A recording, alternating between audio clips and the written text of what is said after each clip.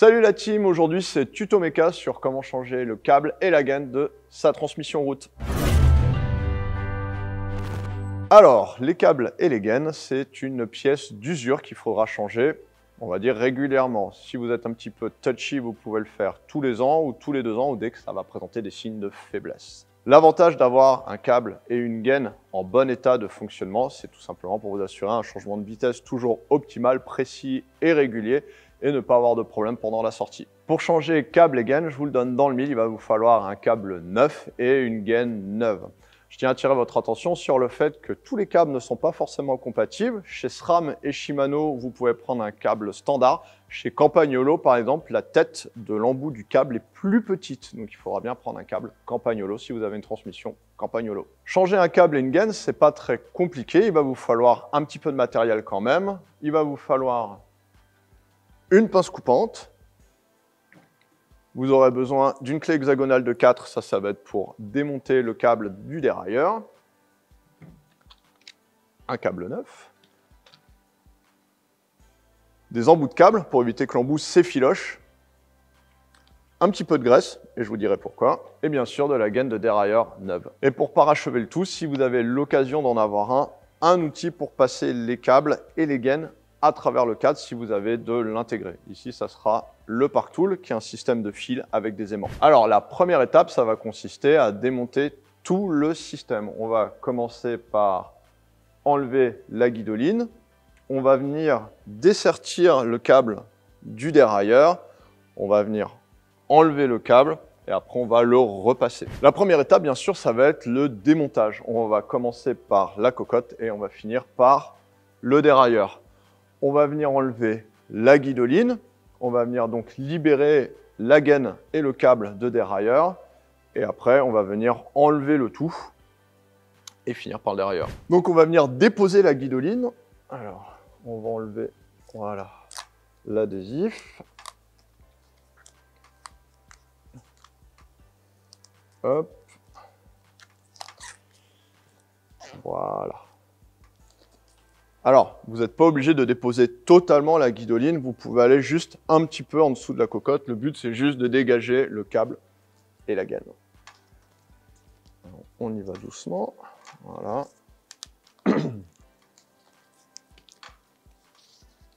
Alors, pour travailler correctement aussi, vous pouvez rétracter le couvre-cocotte légèrement, comme ceci. De toute façon, il faudra le rétracter pour avoir accès au câble. Alors, même chose pour le câble, ici qui est retenu par de l'adhésif, donc on va venir enlever l'adhésif, donc vous pouvez soit le dérouler ou soit le couper directement avec un ciseau ou une lame. Donc là, on va venir couper en faisant attention de ne pas rayer le cintre.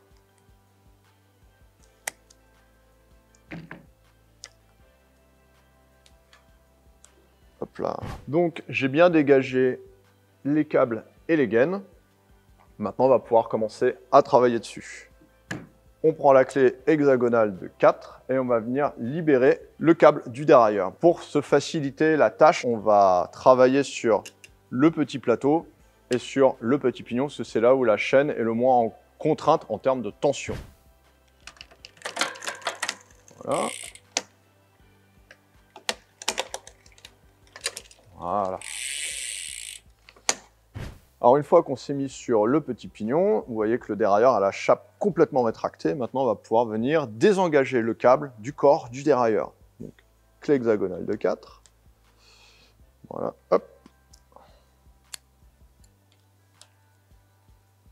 Alors on fait attention de ne pas faire tomber la vis. Voilà. Alors comme on le voit ici, c'est tordu et le câble de toute façon doit être remplacé. Donc je vais venir couper juste ici pour pouvoir le désengager encore plus facilement. Donc là, on prend la pince coupante. Alors j'aurais pu le couper directement, mais je préfère faire comme ça. Vous pouvez interchanger bien sûr les 2 étapes. Alors maintenant, on va démonter le câble et la gaine. Et on va bien sûr tout conserver. Hop. Alors surtout si vous avez du passage intégré, alors tous les cadres bien sûr sont différents. Mais ici, surtout au niveau de la base, vous pouvez avoir des systèmes qui sont guidés. Vous pouvez avoir ici une petite bague. Donc faites bien attention dans le sens du remontage. Donc on va venir tout simplement pousser voilà, le câble et la gaine pour l'amorcer un petit peu. On va bien conserver les chutes des anciennes gaines, parce que ça va nous permettre de reprendre la mesure après. Donc là, on va dégager le câble de la cocotte. Ici, on est sur du Shimano Ultegra, et l'emplacement pour enlever le câble, il va se situer juste ici. Alors, pour bien dégager le câble, il faut surtout que vos vitesses soient, on va dire, sur le petit pignon, parce que sinon, le câble est engagé, vous ne pourrez pas le sortir correctement.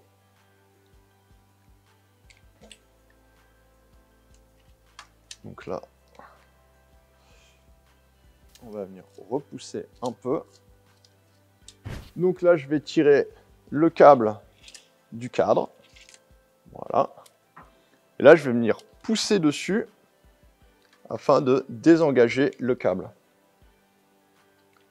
Hop, et voilà. Alors des fois, la bonnette, c'est du silicone, hein, ça se rétracte. Donc, pas hésiter à forcer un petit peu. Et voilà. C'est très important aussi d'avoir remis sur la dernière vitesse, parce qu'après, il va falloir réengager le câble. Et forcément, si vous n'êtes pas sur la dernière, vous ne pourrez pas le réengager correctement. On va venir désengager le câble de vitesse. Alors pareil, ici, on est sur du Shimano. Et ici, vous avez un embout qui est spécifique pour rentrer dans la cocotte. Donc bien sûr, il ne faut absolument pas le perdre. Donc cet arrêt de câble, on va le conserver bien précieusement. Petit aparté, pourquoi c'est important de changer ces câbles et ces gaines? Eh bien tout simplement parce que ce qui garantit un bon changement de vitesse, ça va être la rigidité de l'ensemble. Donc ici, la rigidité va impliquer des contraintes et comme on le voit ici, on a une petite rétractation de 4 ou 5 mm et on a de la rouille aussi parce qu'avec la sueur, les boissons, les intempéries, etc., l'ensemble va venir s'oxyder. Donc là, comme on le voit, on a perdu un peu de rigidité, c'est un petit peu rouillé et rétracté, donc c'était le bon moment pour les changer. On va se servir bien sûr des deux morceaux de gaine qu'on a, tout simplement pour reporter la longueur sur la gaine neuve. Alors, on va prendre la gaine, on va venir, voilà, donc essayer de reporter la bonne longueur. Alors si vous procédez à un montage neuf, par exemple, vous n'avez pas déjà une longueur de gaine, là tout simplement, vous allez venir positionner toute la longueur de gaine déjà sans câble sur la cocotte, essayer de faire un chemin de gaine qui est plutôt harmonieux. Alors, maintenant que je suis là, on va venir positionner la pince coupante ici. Alors, important, on va venir couper bien en perpendiculaire du câble, pas en biseau, parce que forcément ça marchera beaucoup moins bien. On va mettre un peu de poigne. Petit truc et astuce de chez ProBike, parfois quand vous allez la couper, ça va écraser en ovalisant la gaine. Vous prenez la pince et légèrement, vous venez redonner, voilà, du rond au câble et à la gaine. Voilà. On va venir remettre les embouts de câble, hop, dans le bon ordre. Donc, on n'oublie pas l'arrêt spécifique à la cocotte, ici sur Shimano. On les enfonce bien. Alors, même si parfois ils ne sont pas tout le temps bien enfoncés, on verra à la fin pour le réglage, on va les remettre en contrainte et ça va naturellement les enfoncer. La deuxième étape, ça va être de changer le câble et de le faire cheminer à travers le cadre. Donc, on se saisit du câble. On va commencer à le dérouler. Et là, l'autre astuce que je vais vous donner, ça va être de le préparer entre guillemets. Alors, en quoi ça consiste? On va essayer de le préserver au maximum et on va dire de limiter au maximum les frictions. C'est un truc qu'un ancien m'a donné. En gros, on va tout simplement l'enduire de graisse. La plupart des graisses, il faut le savoir, sont hydrophobes. Là, vous pouvez vous conférer au mode d'emploi de la graisse que vous utilisez. Et en fait, l'idée, c'est que ça va coulisser beaucoup plus facilement et la graisse va chasser l'eau. Alors, je vais simplement graisser le cadre. J'aurai besoin de doigts. Donc là, j'ai pris des gants pour ne pas me salir. Je vais mettre une micro-touche de graisse au bout de mon doigt. Voilà. Hop. Et là, on va commencer de la tête. Et voilà, regardez, on va faire cheminer légèrement. Il n'y en a pas besoin de 3 tonnes. Juste, en fait, enduire le câble. Voilà, jusqu'au bout. Juste lui donner une texture bien glissante. Alors, faut pas trop en mettre non plus pour pas que ça obstrue la gaine. Mais là, vous voyez, hop, juste préparer ce qu'il faut. Voilà. Maintenant, on va pouvoir procéder au remontage du câble dans la cocotte. Donc maintenant, on va repasser le câble dans la cocotte. Donc comme je disais, je suis positionné sur la dernière vitesse. On va venir passer l'embout à l'intérieur. Voilà, 3 ici. Là, on la passe. Alors ça vient traverser la cocotte. Donc, on va bien l'emmener au bout. Là, on voit bien qu'au bout, on a une gorge et le but, c'est que la tête du câble vienne dans la gorge. Voilà, on le met un peu en tension. On peut, voilà, vérifier que ça prenne bien. Alors, on va venir repasser, voilà, le câble dans la cocotte, à l'arrière. Attention de ne pas faire de nœud. Et voilà. J'ai positionné mon câble. Vu que j'ai repris la bonne longueur, je vais pouvoir directement l'insérer dans ma gaine propre. Donc là, il va falloir commencer par l'embout. Vous voyez, hein, je l'ai graissé, donc ça coulisse tout seul. Là, vous voyez, il y a... Là, on sent que ça va être bien smooth pour le passage de vitesse. Hop. Et là, on va venir repositionner tout ça.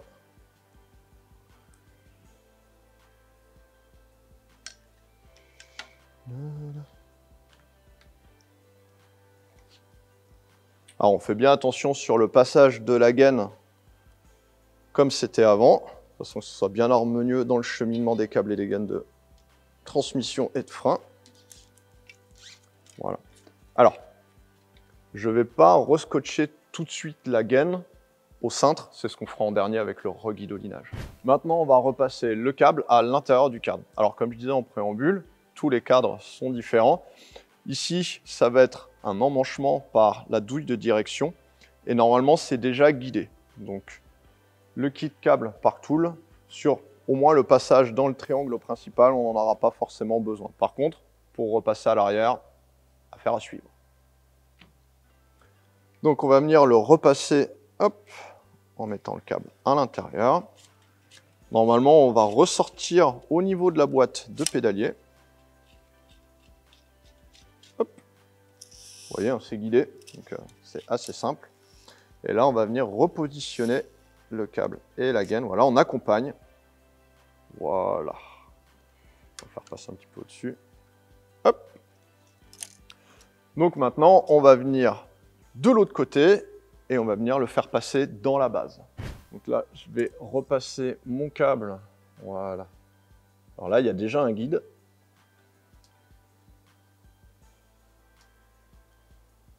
Donc là, hop.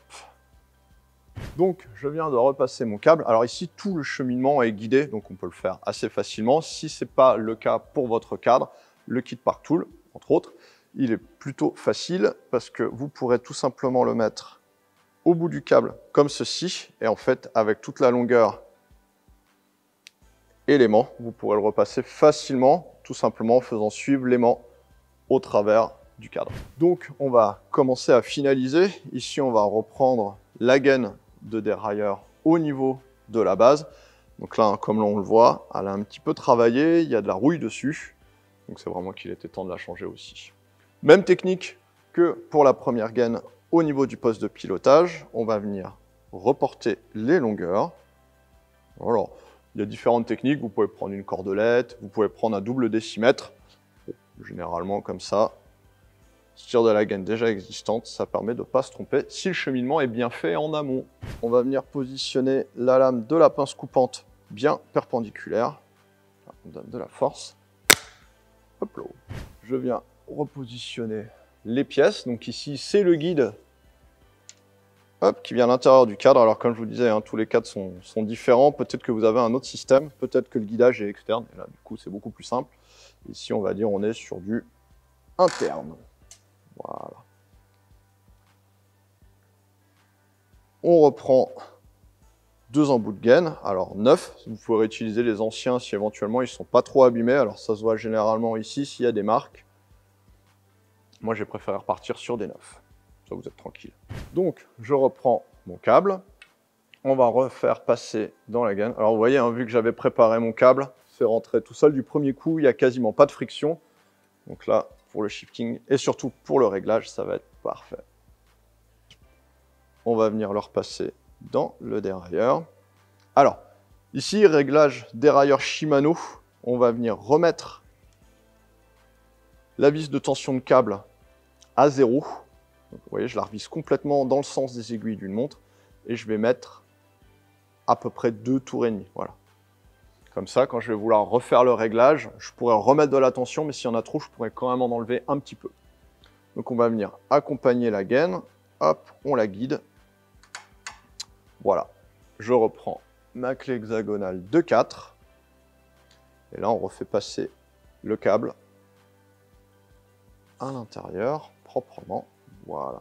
On va venir tirer fermement, voilà, dessus pour donner de la tension. Alors, les câbles, surtout quand on va faire le réglage, il ne faut pas venir l'écraser trop fort, parce que s'il faut remettre de la tension et le câble est complètement écrasé, forcément le réglage sera moins harmonieux. Donc, hop, je mets une petite lichette, et on ne va pas être mal, et après je vais procéder au réglage du dérailleur. Pour le réglage du dérailleur, il y a déjà une vidéo tuto méca dessus, donc je vous laisse la consulter dans les liens. J'ai fini mon réglage de dérailleur, je vais venir condamner mon réglage. Donc, hop, on serre fermement, mais pas trop. Voilà. Donc là, il y a une grosse longueur de câble qui dépasse. Bien sûr, on va venir la couper. Alors, beaucoup aiment couper à ras. Je ne conseille pas forcément parce que le jour où vous voudrez reprendre le réglage du dérailleur avec juste 1 cm qui dépasse après le serrage du câble, ça va être forcément coton. Moi, généralement, je laisse 3 doigts. Alors, certains vont trouver ça un petit peu long, mais au moins ça permet de retravailler sur le câble, surtout sur une sortie où il y a un problème, c'est pas négligeable. Voilà. Pour finir, et pour éviter que le câble s'effiloche, on va venir mettre un embout de câble. Donc la technique, hein, vous gardez la pince coupante, vous le mettez ici, et sans appuyer trop fort, on va faire 2 à 3 marques. Moi j'aime bien en faire 3, à vous de jouer. Donc, généralement je les mets un petit peu en oblique, comme ça. Hop, j'appuie juste. 2 et 3 marques. Voilà. Et là, on vérifie, ça ne bouge plus. Je le plie légèrement vers l'intérieur. Et voilà. Maintenant que j'ai terminé mon réglage, on va aller remonter la guidoline et bien sûr refixer les gaines sur le cintre avec de l'adhésif. Il y a un tuto aussi méca sur le montage de guidoline et je vous enjoins bien sûr à le regarder, on vous met le lien dans la description. Voilà, j'espère que c'est un petit peu plus clair pour vous. Sachez que cette méthode, elle s'applique pour tous les câbles et toutes les gaines. Je vous invite bien sûr à partager cette vidéo, à la liker, à vous abonner, à mettre la cloche et moi je vous dis à la prochaine.